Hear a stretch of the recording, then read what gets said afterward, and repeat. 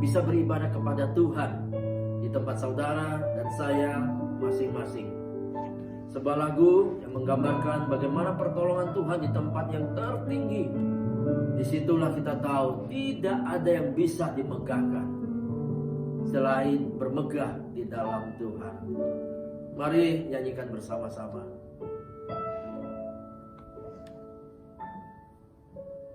Firman-Mu berkata Kau besertaku, maka kuat roh dan jiwaku. Tangan-Mu Tuhan selalu ku nantikan, di setiap langkahku percaya. Firman-Mu berkata Kau besertaku, maka kuat roh dan jiwaku. Tangan-Mu Tuhan selalu ku nantikan, di setiap langkahku percaya. Dengan sayap-Mu ku akan terbang tinggi, di tengah badai hidup ku tak menyerah. Kau kekuatan dan perlindungan bagiku, pertolonganku di tempat maha tinggi. Ku mengangkat tanganku, aku berserah. Kau ku nantikan, Kau yang ku sembah. Yesusku,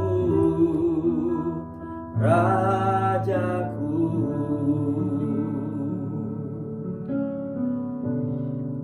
Firman-Mu Tuhan, Firman-Mu berkata Kau besertaku, maka kuat roh dan jiwaku. Tangan-Mu Tuhan selalu ku nantikan, di setiap langkahku percaya. Dengan sayap-Mu ku akan terbang tinggi, di tengah badai hidup ku tak menyerah. Kau kekuatan dan perlindungan bagiku, pertolonganku di tempat maha tinggi. Ku mengangkat tanganku, aku berserah. Kau ku nantikan, Kau yang ku sembah. Kau ku nantikan, Kau yang ku sembah. Kau ku nantikan, Kau yang ku sembah.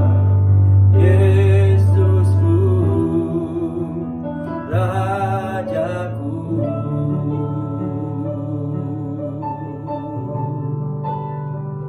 Yesus Tuhan,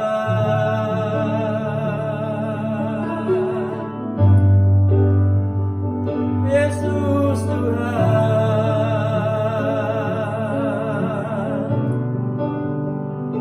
Yesus Tuhan, hanya Engkau, Yesus Allahku.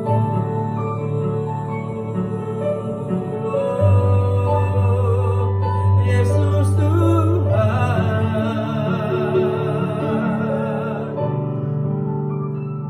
Yesus Tuhan,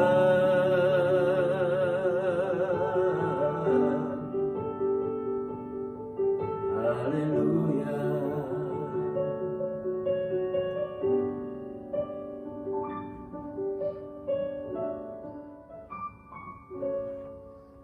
Hari ini kita akan membahas menjadi seorang pemenang.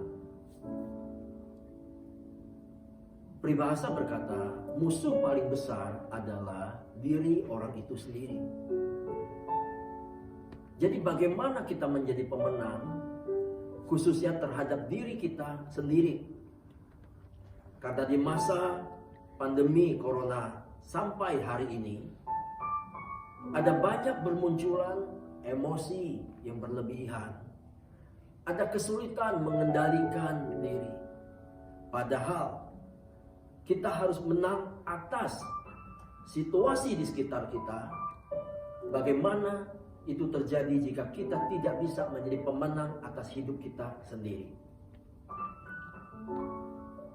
Di masa hari ini, ada banyak pengusaha, orang-orang berusaha terpaksa harus menutup usahanya. Para pekerja sudah sangat banyak yang di PHK. Lembaga-lembaga sosial kehilangan donatur, kehilangan donasi atas lembaga mereka. Ketika mereka didonasi dari luar negeri selama ini, mungkin itu perlahan berhenti karena pandemi ini ada di mana-mana. Apalagi jika donatur itu datang dari dalam negeri, tentu mengalami kesulitan yang besar. Anak-anak sekolah mulai bingung. Orang tua enggan membayar uang sekolah karena toh hanya melalui online service. Itu sebabnya saudara. Segala situasi, segala aspek terimbas dan membuat emosional kita sulit terkendali. Ada sahabat berkata kepada saya, "Pak, dukung doa karena kampus di mana kami berada di satu daerah mengalami kesulitan. Dosen sudah ada yang ter-PHK karena mengalami kesulitan pembiayaan." Seorang jemaat berkata kepada saya, "Pak, sampai kapan ini ya? Kita di rumah saja." Mereka bingung dan sangat membosankan. Tapi saudara, dari ini semualah kita harus mengakui kedaulatan Tuhan. Apa yang bisa kita megahkan hari ini saudara? Tidak ada satupun yang bisa kita megahkan. Kalau kita berusaha selama ini untuk menjadi seorang tokoh, membuat diri kita ditokohkan orang lain, mungkin hari ini tidak ada gunanya juga itu untuk kita. Selama ini mungkin kita mengumpulkan uang yang berlebih. Saya tidak bilang bahwa itu tidak penting, akan sulit jika tidak ada uang. Tetapi orang yang punya banyak uang akhirnya tahu juga ada pergerakan yang sangat terbatas di hari-hari ini walaupun uangnya banyak. Ada banyak konsekuensi yang kita hadapi dari pandemi ini saudara. Tapi kabar baiknya, saudara dan saya tetap bisa menjadi pemenang. Pemenang minimal mengalahkan dirimu sendiri untuk menghadapi hari-hari di depan kita. Yakobus 5 ayat 7 sampai 11. Karena itu saudara-saudara, bersabarlah sampai kepada kedatangan Tuhan. Sesungguhnya petani menantikan hasil yang berharga dari tanahnya, dan ia sabar sampai telah turun hujan musim gugur dan hujan musim semi. Kamu juga harus bersabar dan harus meneguhkan hatimu karena kedatangan Tuhan sudah dekat. Saudara-saudara, janganlah kamu bersungut-sungut dan saling mempersalahkan, supaya kamu jangan dihukum. Sesungguhnya hakim telah berdiri di ambang pintu. Saudara-saudara, turutilah teladan penderitaan dan kesabaran para nabi yang telah berbicara demi nama Tuhan. Sesungguhnya kami menyebut mereka berbahagia, yaitu mereka yang telah bertekun. Kamu telah mendengar tentang ketekunan Ayub Dan kamu telah tahu apa yang pada akhirnya disediakan Tuhan baginya, bagi Ayub. Karena Tuhan Maha Penyayang dan penuh belas kasihan. Ada dua paket sikap yang harus saudara dan saya kembangkan untuk menjadi seorang pemenang pada hari ini. Ada dua paket sikap. Saya sebut dua paket sikap karena dia tidak berdiri sendiri. Paket pertama adalah ayat 7-11 menggambarkan bersabar dan bertekun. Sabar artinya satu sikap menahan emosi dan keinginan serta bertahan dalam situasi yang sulit. Tidak mengeluh, dan sabar merupakan satu sikap bisa mengendalikan diri. Sedangkan kata tekun artinya adalah orang yang berkomitmen, berkeras hati, mau sungguh-sungguh bertindak pada satu tujuan yang diharapkan. Nah, kebanyakan kita berkata menjadi orang sabar. Tapi kalau kita, saudara, hanya sabar, maka kita tidak menghasilkan apa-apa. Tetapi sementara kita bersabar, dipaketin dengan bertekun, maka itu akan membuahkan hasil yang luar biasa. Saya sabar, tetapi saya juga tekun berjuang, maka hasil akhirnya adalah sesuatu yang luar biasa. Ayat 7-8 mengilustrasikan tentang seorang petani. Nah saudara, seorang petani padi, ketika dia memulai menanam, dia memulai dengan menyemai padi-padinya. Ketika dia mulai bertumbuh sampai kira-kira 10 cm, maka semaian itu akan dipindah ke sawah atau ke ladang. Kemudian dialiri air. Dan selama beberapa bulan kemudian padi siap dipanen. Dan saudara tahu, selama padi itu berbuah, bulir-bulir yang muncul, ada hama yang mungkin menyerang, ada burung-burung pipit yang mencoba memakan padi-padi itu. Belum lagi tikus-tikus, belum lagi niat orang jahat yang mungkin akan merusak atau mencuri padi itu. Seorang petani menantikan dari pertama kali dia menyemai bibit sampai dia bisa memanen hasil itu, membutuhkan satu kesabaran terhadap banyak rintangan, ada keletihan, mereka capek, mereka kehausan di ladang, di sawah. Tapi mereka tetap sabar.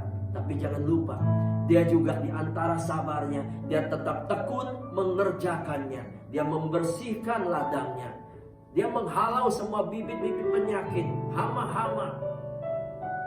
Dia menjaganya luar biasa sampai padi itu berhasil dipanen.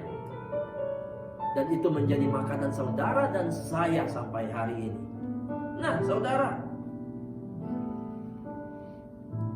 ayat 10 dan 11 bagian ini menggambarkan bagaimana seorang Ayub dari kondisi yang penuh dengan kejayaan, kekayaan, harta benda, kekayaan, anak-anak, semua yang dia miliki pada masa generasinya adalah yang terbaik di sebelah timur. Tetapi Alkitab mencatat juga dalam sekejap semuanya habis, harta kekayaannya habis, anak-anaknya mati, dia mengenai sakit penyakit yang luar biasa. Ayub sabar menanggung segala sesuatu. Ayub sabar menanggung penderitaan yang luar biasa. Tapi di dalam kesabarannya, dia tetap tekun mencari Tuhan. Dia tidak pernah mempersalahkan Tuhan. Itu sebabnya saudara, Alkitab berkata, saudara dan saya harus mengembangkan satu paket kesabaran dan ketekunan.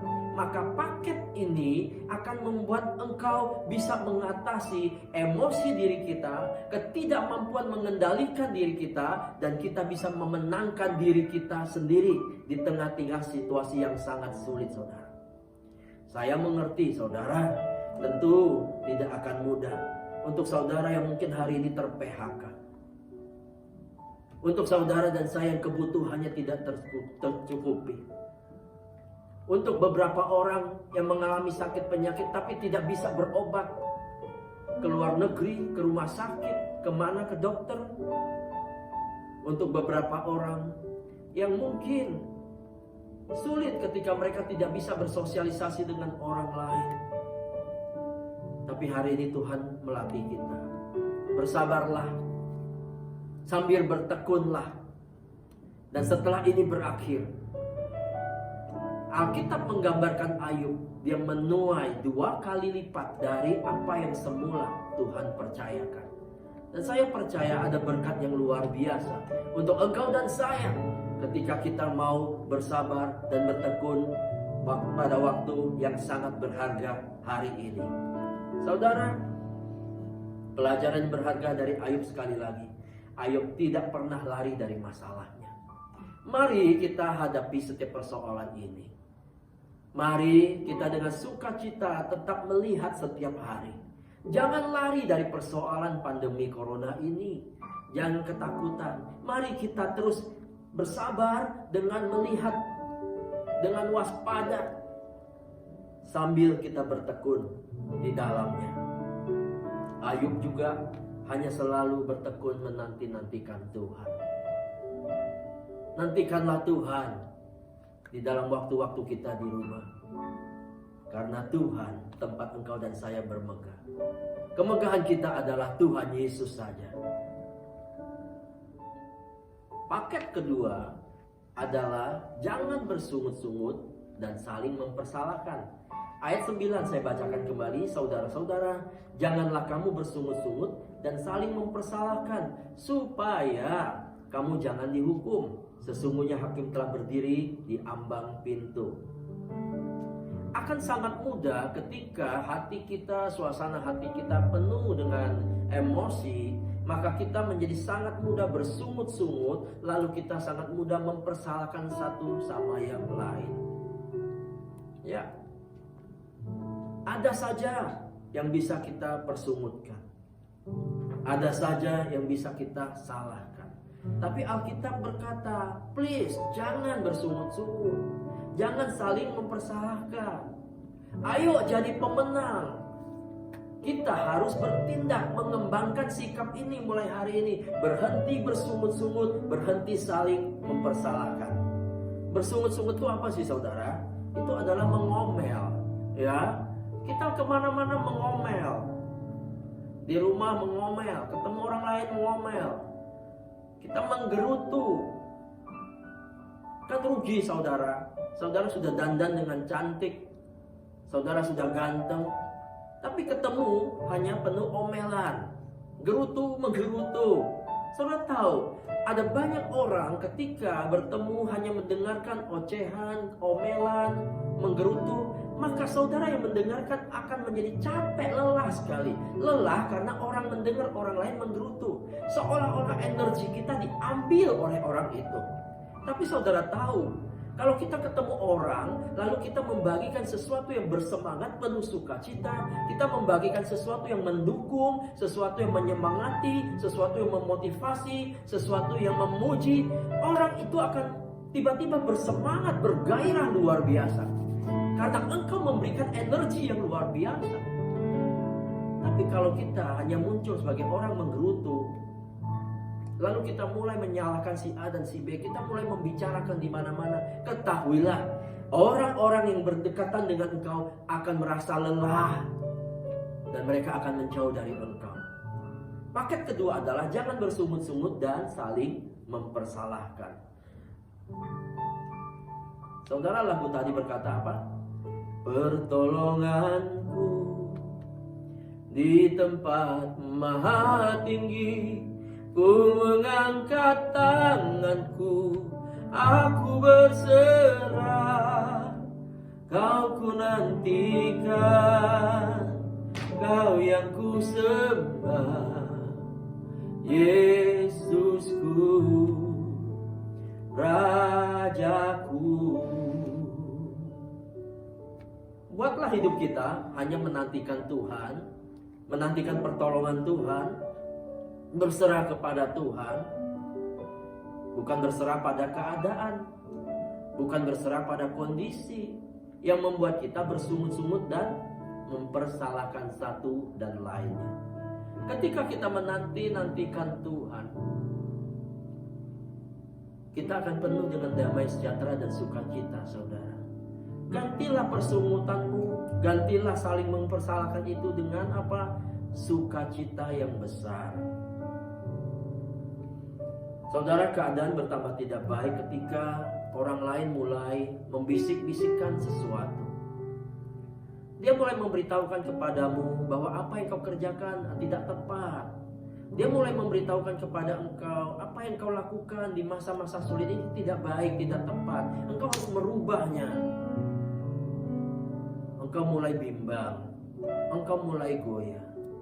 Saya mau berkata, tetaplah bertekun di dalam Tuhan. Jangan mudah goyah. Buatlah sesuatu penuh sukacita. Saudara,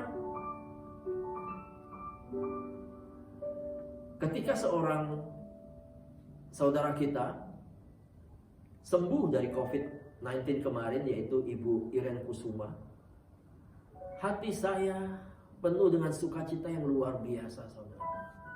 Ibu itu menuliskan satu kesaksian yang panjang.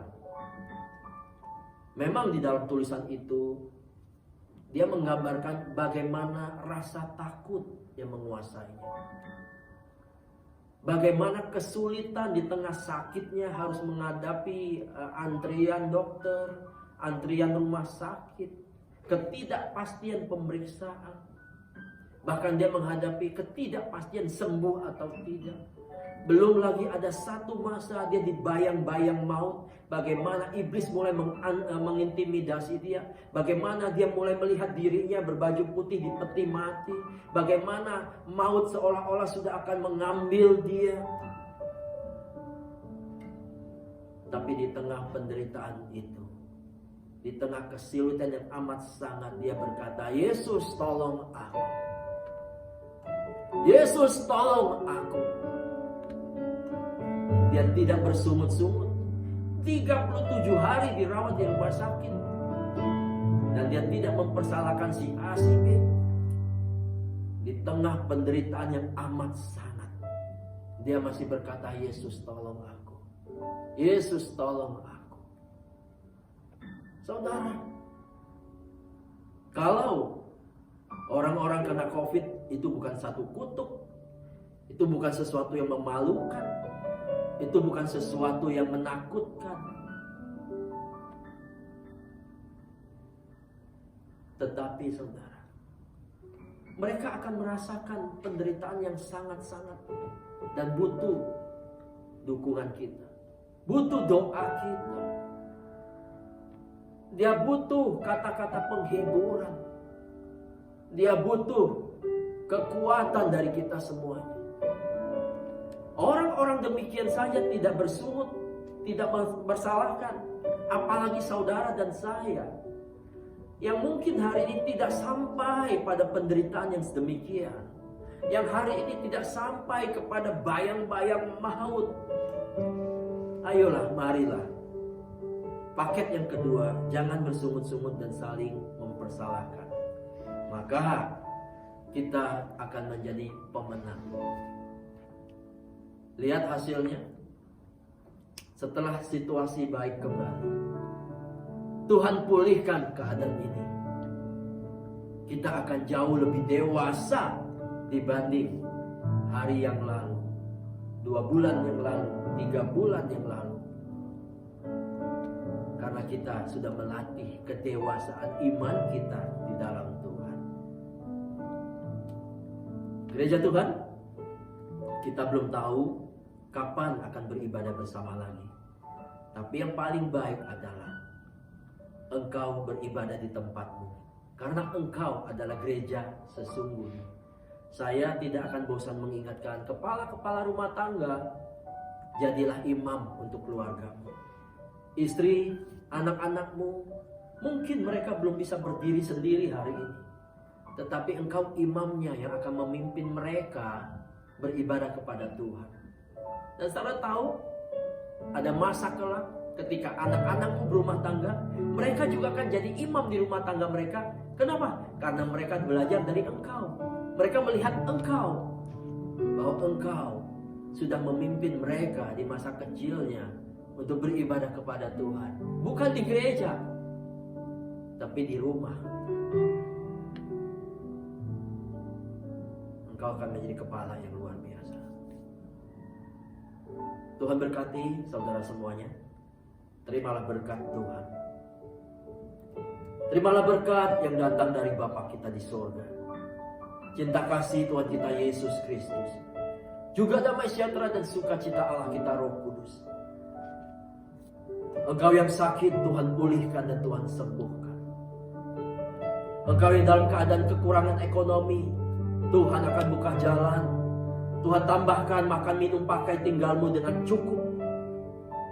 Engkau yang ada dalam kondisi bimbang, kehilangan damai sejahtera, maka sukacita Allah akan memenuhi hati dan pikiranmu hari ini.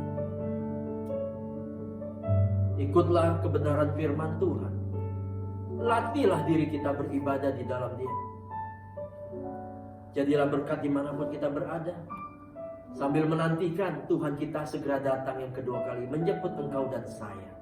Dalam nama Tuhan Yesus Kristus, sama-sama kita berkata, amin.